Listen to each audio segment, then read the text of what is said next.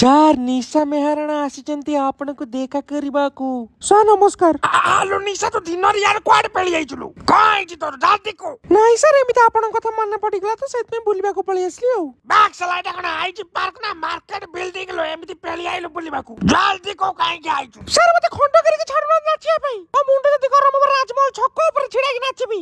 ଏତେ ବଢିଆ କଥା। ଯିବା ଆସିବା ଲୋକଙ୍କର ମାନୋରଞ୍ଜନ ହେଇଯିବ। ବେ ପାଣ୍ଡୁ କାଲି ସକାଳେ ଯାଇକି ରାଜମହଲ ଛକରେ ଗୋଟେ ଲମ୍ବା ବାଉଁଶ ପୋତିକି ତା ଦେହରେ ଗୋଟେ ପାଲ ମାରିଦବୁ ନା? ଆମ ନିଶା ସେଠି ନାଚିବୁ। ସାର୍ ଆପଣ ମୋ କଥା ମଜାକରେ ଉଡେଇ ଦଉଛନ୍ତି। ବड़ा ଆଜବ ଝିଅ ତୁ।